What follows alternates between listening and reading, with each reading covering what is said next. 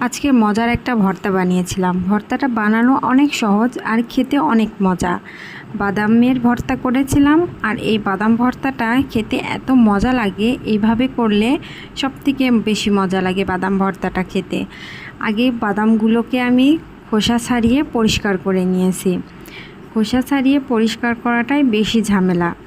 ভর্তাটা করতে যতটা সময় লাগে না, তার থেকেও বেশি সময় লাগে বাদামগুলোর খোসা ছাড়িয়ে পরিষ্কার করে নিতে।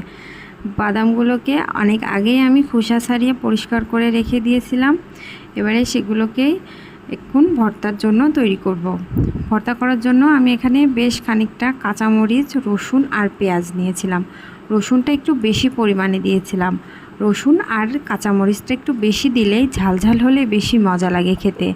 আর রসুনের ফ্লেভারটাও কিন্তু অনেক ভালো আসে। আর রসুন খেতেও কিন্তু অনেক উপকার আমাদের শরীরের জন্য।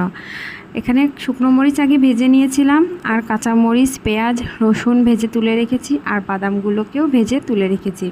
এবার সবগুলোকে মিক্সিতে দিয়ে গুঁড়ো করে নিব। শিলপাটাতেও বাটা যায়। শিলপাটায় বাটার ভর্তাটা আরও বেশি মজা হয়। আজকে যেহেতু সময় একটু কম ছিল, এই জন্য আর সহজভাবে করেছিলাম, এই জন্য আজকে ব্লেন্ডারেই ব্লেন্ড করে নিয়েছি। সবগুলোকে একসঙ্গে দিয়ে এরকম একটা পেস্ট করে নিতে হবে। এবারে এটাকে ভর্তা বানাবো। যেহেতু আগে পেঁয়াজ ভেজে দিয়েছি, এই জন্য এখানে কাঁচা পেঁয়াজটা আর দেইনি।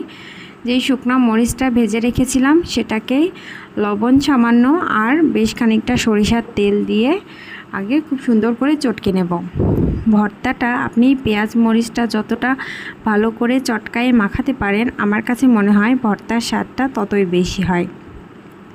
এবার এটাকে আর মাখিয়ে নিয়ে ব্লেন্ড করে রাখা বাদামগুলো দিয়ে ভর্তা বানিয়ে নেব। ভর্তার আসল টেস্টটাই আসে মনে হয় এই পেঁয়াজ মরিচ মাখাটার উপরে। শুকনো মরিচটা ভাজা যদি সুন্দর হয় আর সুন্দর করে যদি মাখানো হয়, একটা সুন্দর অনেক ভালো একটা স্মেল আসে, আর এতেই ভর্তাটার স্বাদ দ্বিগুণ হয়ে যায়। গরম ভাতে অনেক মজা হয়েছিল খেতে।